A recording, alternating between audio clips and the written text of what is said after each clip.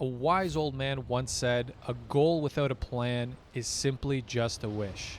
Today, we're going to be looking at 3 things that you can do to help improve your KD and your placement inside of Warzone. In the background of this video, I'm going to have some gameplay running of me in a solos match.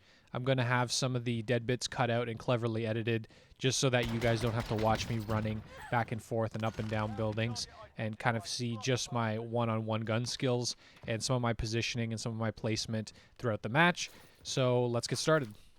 The 3 things that we're going to be covering today are planning your drop during your game, planning your positioning when taking gunfights, and planning your rotations. Now, when you think of planning, you normally don't associate that with playing video games, let alone playing Warzone.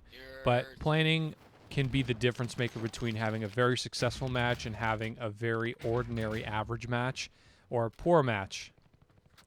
One small thing you can do right off the rip when you're in your practice match, pull up your minimap and see where your flight path is. That's one thing that gets highlighted before the game even starts to kind of give you an idea of where you might be wanting to go.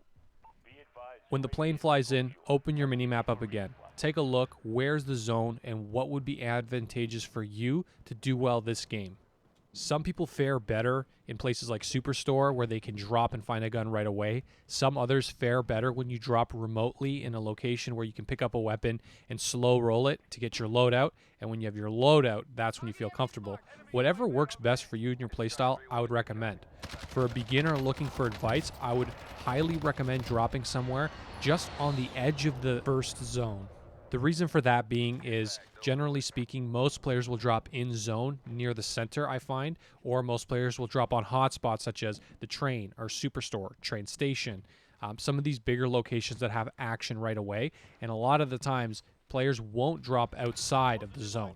They'll try and focus on places that are inside the zone to reduce their rotations after the first or second circle. Some of my personal favorites are locations that me and my friends call Default 1, Default 2. Another place that I like to drop a lot is Port. I find that it's usually quiet but also has some action when you need it. These are some places that for me I've built some sort of a routine with so that when I do drop down, I do jump in, I know some of the lanes, I know some of the gunfights and the engagements, and I know the terrain so that when I do get into those fights, I know how to respond. And that's what brings me to my next point.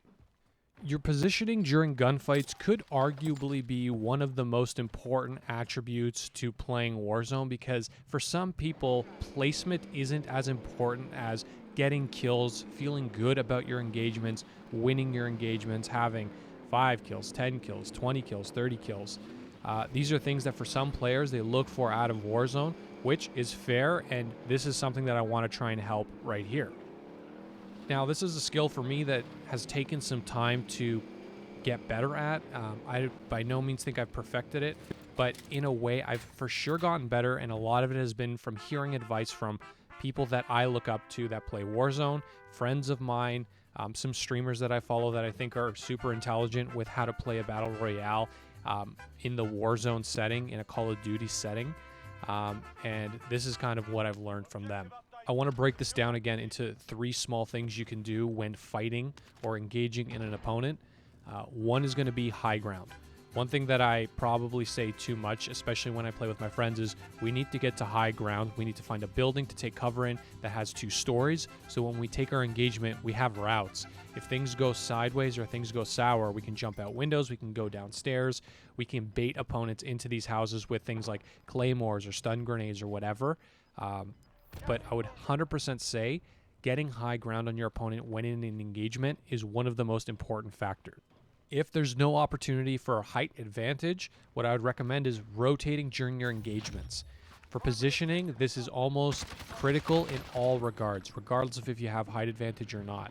Take your first few shots. If you're inside a house, shoot from a window. Then move to another window. Don't shoot from the same window twice, because all that's going to happen is if you're engaging with somebody and they're tunnel visioned down that way, they'll have an advantage if they're pre-scoped on you and you're peeking from the same window.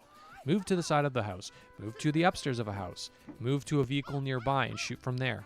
Whatever you can do to kind of create some sort of a rotation so that when you shoot at your opponent, they don't know where you're going to shoot from next.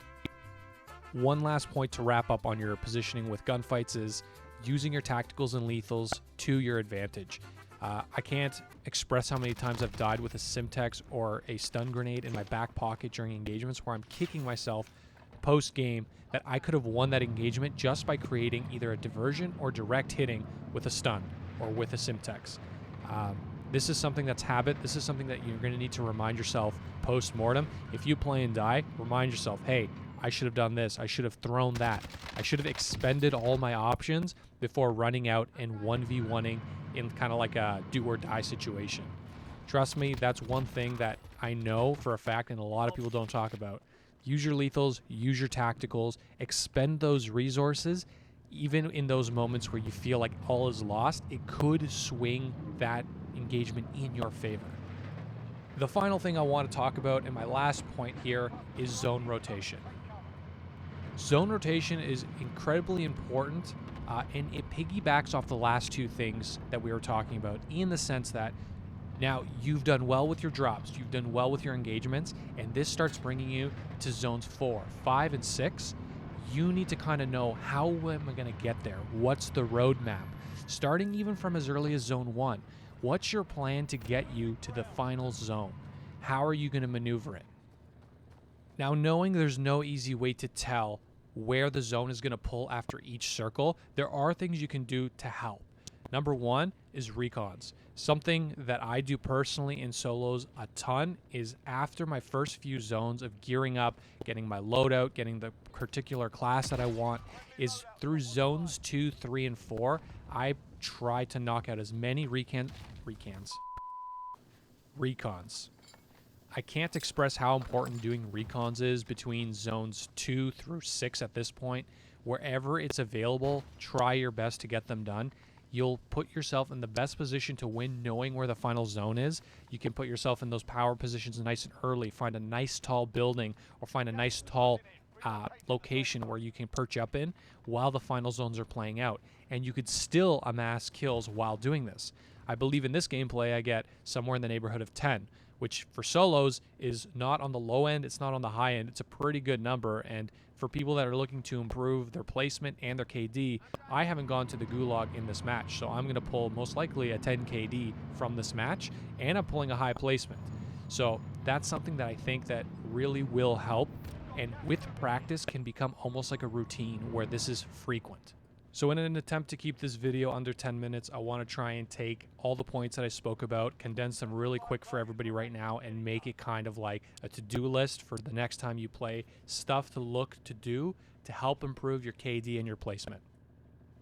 Number 1, frequently look at your minimap, create your plan for where you're dropping and why you're dropping there. It could be because of loot, it could be because of placement, you like the terrain. Pick somewhere, drop there frequently, and try and get familiar with that area. Number 2, while in gunfights or post-mortem after your match is over, review how your gunfights went. Are you using your lethals and your tacticals? Are you getting higher ground on your opponents? Are you rotating in between your shots? These are things that are going to help you get more kills and help win your one-on-ones where you feel like you should be winning, or if you're losing by 1 or 2 shots. And finally, it's zone rotations.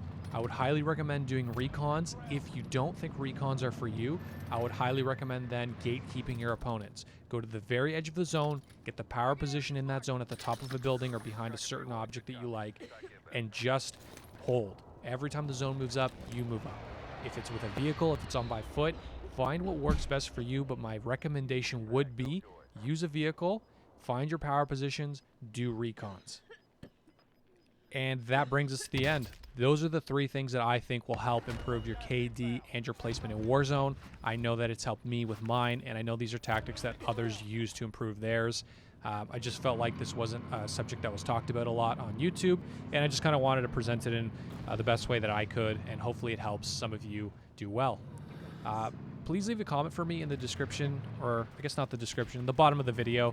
I'm still really new to this and would like some feedback.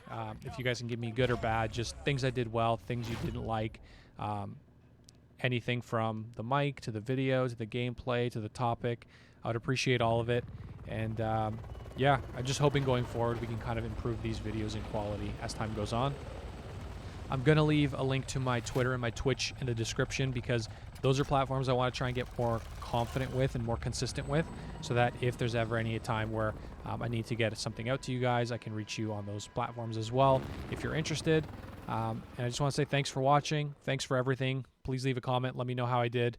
Let me know what you want to see going forward. And that's it. Peace. Fifth circle only got one kill. Are you kidding me? Thank you.